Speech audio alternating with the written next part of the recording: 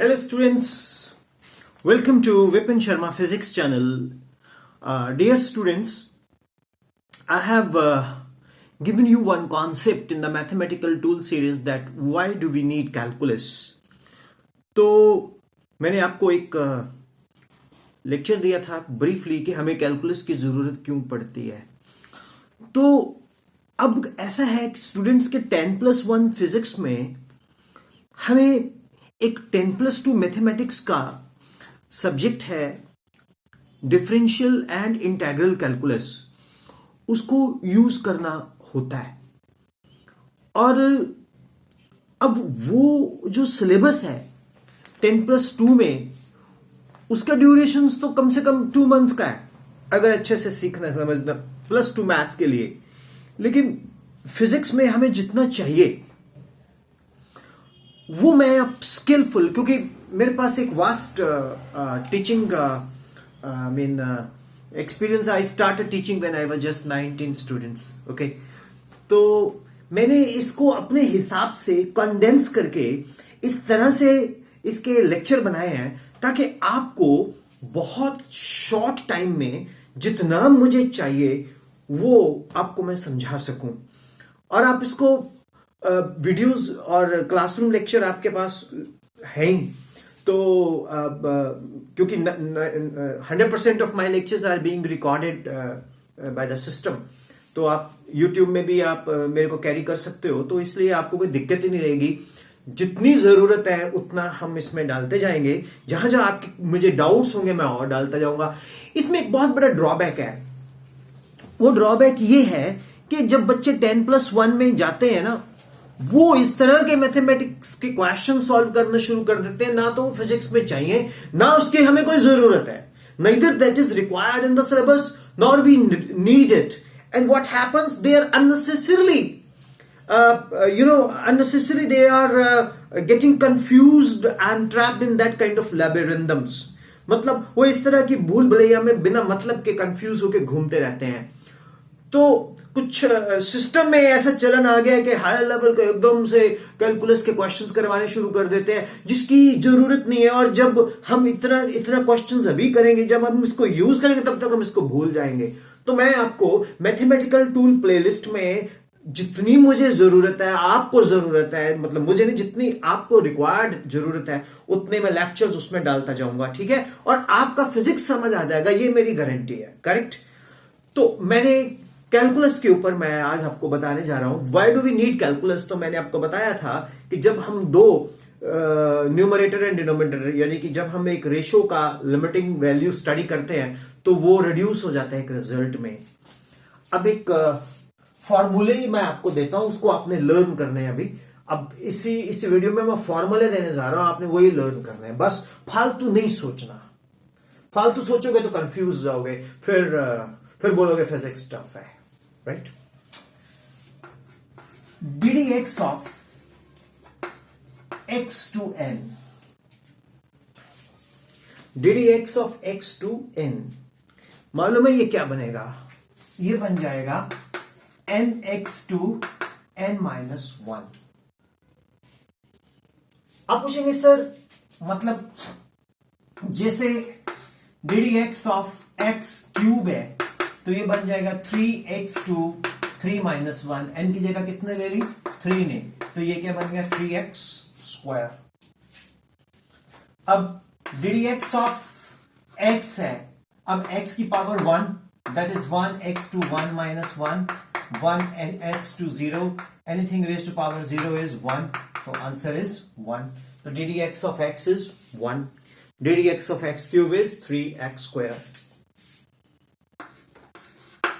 Second, ddx of constant. Constant हमेशा 0. Rate of change of constant क्या होगा? 0. जैसे ddx of 2, that is 0. अब ddx of 3x square, तो ये बन जाएगा 3 into 2, 2-1, that is 6x. कितना सिंपल है, isn't it? फिर समझ आया? इसको रिवाइज करो, रिवाइंड करो, और आप लोगों को क्लियर है सबको? भैया मैं आपको एक छोटी सी बात बता दूं, इसके ऊपर मैं 3 मंथ्स टीच कर सकता हूं, 4 मंथ्स टीच कर सकता हूं ना। तो हमें जरूरत है, हमें जितनी जरूरत है बस आप इतना सीखो, दैट्स इट। और हमें मैथमेटिशियन थोड़ी बनना है, हमने तो 10+1 10+2 का फिजिक्स को अंडरस्टैंड करना है। उसकी अंडरस्टैंडिंग को डेवलप करने के लिए ये सब कुछ, you follow me, that's it, you follow me, that's it, I will give you 100% understanding of the subject physics, alright? इसमें आपको फेथ रखना पड़ेगा। फजूल में धक्के खाने खाओ, मैं नहीं बोलता आपको, लेकिन you have to follow me. आपको बड़े डिफरेंट से टिपिकल से क्वेश्चन मिलेंगे, तो इसको सॉल्व कर सकता है, इसको सॉल्व कर सकता है, इसकी जरूरत ही नहीं है हमें। You cannot expect a salty taste in kheer. Kheer में मीठा कम, मीठा ज्यादा हो सकता है, नमक नहीं। और सब्जी में नमक कम हो सकता है, ज्यादा हो सकता है, मीठा नहीं। तो जिसकी जितनी जरूरत है उतना सीखो, बाकी मर्जी है आपकी। कंफ्यूज होना तो फिर होते रहो, फिर तभी बोलते हो फिजिक्स टफ है। मैं फिर बोल रहा हूं, वार्निंग दे रहा हूं, मेरे को फॉलो कर लो, बस दैट्स इट। अब मैं आगे लेता हूं और क्वेश्चन। अब मैं एक सम लेता हूं, differentiate y equal to x square 2x plus 3, differentiate y equal to x square 2x plus 3, correct? अब देखो, ddx of y, ddx of x square plus 2x plus 3, ddx of y, ddx of x square, ddx of 2x, ddx of 3, ये बन जाएगा 2x, मालूम है ना वो formula, 2 बाहर निकाला, ddx ऑफ x और ddx ऑफ 3 कांस्टेंट क्या हो गया? 0। 2x, ddx of x is 2, तो ddx ऑफ y क्या बन के आ गया? 2x plus 2। कितना सिंपल है। अब मुझे एक स्टूडेंट पूछता, सर इसका फिजिक्स में क्या रोल है? अभी बताता हूं। देखो, साइमल्टेनियसली मैं इसको फिजिक्स में लेके जा रहा हूं। द डिस्प्लेसमेंट, ये विपिन सर का स्टाइल है पढ़ाने का यार, समझ आया? ये मेरा स्टाइल है पढ़ाने का। मैं इस कैलकुलस को एकदम से फिजिक्स में ले जाके आपको एकदम से इसका न्यूमेरिकल बना देता हूं, कैलकुलस भी समझ, फिजिक्स भी समझ। S is equal to t square 2t plus 3, S is equal to t square 2t plus 3।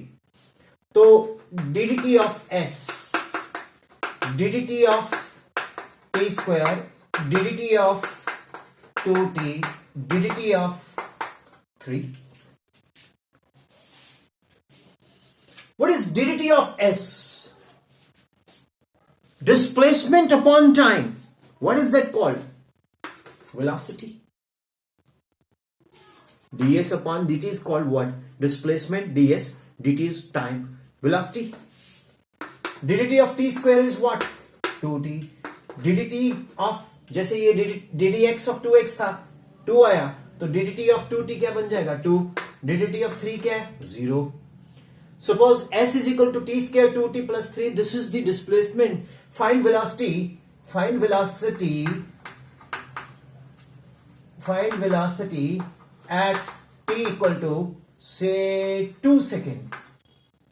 Find velocity at t is equal to 2 second. तो ये क्या बन गया? 2 into 2 plus 2. मतलब t की वैल्यू मैंने क्या पुट कर दी? 2. तो 2 into 2 that is 4 plus 2 that is 6 meter per second. This is the velocity. Students, अब देखो, दिमाग लगाओ, विपिन सर कर क्या रहे हैं?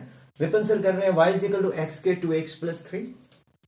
ये calculus, ddx of y, x square plus 2x plus 3, ddx of y, ddx of x square 2x, ddx of 2x is 2, ddx of 3 is 0 constant. ये तो कैलकुलस लगाया। इससे पहले मैंने प्रीवियस इससे पहले मैंने फॉर्मूला दिया हुआ d d x of x to n and all question practice. अब इसी क्वेश्चन को मैंने न्यूमेरिकल में कन्वर्ट कर दिया। क्या? S is equal to t square 2t plus 3। Find velocity at t equal to 2 second.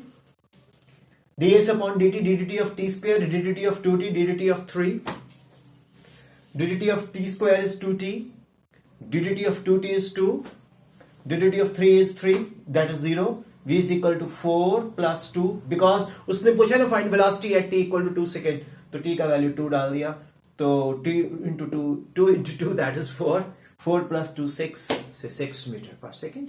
ये न्यूमेरिकल, ये calculus, how is it interesting. अब आप देखते हैं ये फॉर्म, ये v is equal to 2t plus t बन गया। That is what, this is the velocity. अगर हम dt ऑफ v कर देंगे तो आ जाएगा एक्सेलरेशन। मैं इसको रब करता हूं, आपके ऊपर डस्ट गिरेगी, मैं इसको रब करता हूं, ठीक है। आप इसको पहले गो थ्रू करो, फिर मैं आपको एक्सेलरेशन भी सिखाता हूं। अब v is equal to 2t plus 2 आया ना, v is equal to 2t plus 2, mark it 1, this is an equation of velocity. Suppose हमें पूछे find acceleration at t equal to 2 second, तो a is equal to ddt of v, a is equal to ddt of 2t plus 2, a is equal to 2 is taken out, ddt of t plus ddt of 2, तो this is 2 into 1 plus 0, तो a कितना आ गया 2 metre पर second square. How is it. तो ये मैंने acceleration भी सिखा दी, इधर मैंने वेलोसिटी सिखा दी, इससे पहले मैंने कैलकुलस का क्वेश्चन सिखाया, उससे पहले मैंने फॉर्मूला सिखाया। ये है हमारा मेथड पढ़ाने का, सिंपल, बेस्ट, इजी लगा? ओके डियर स्टूडेंट्स, फालतू आलतू आलतू फालतू जलालतू, right? Follow what I am saying, get the marks. Any question, any doubt? अब मैं आपको अगले लेक्चर्स में प्रोडक्ट सिखाऊंगा और फिर उसके बाद आपको मैं डिवीजन भी सिखाऊंगा, कैसे कैलकुलस में यूज करते हैं, फिर आपको एक इंटीग्रेशंस के ऊपर लेक्चर देंगे, ठीक है? तो how to use Vipin Sharma physics channel, just क्या बोलते, go to playlist and start 1 2 3 4, right? All the best, love you all, work very hard. Physics is not difficult. I repeat and repeat and repeat. It's very simple. Numerical हमसे डरते हैं, हम numerical से नहीं डरते। Bye.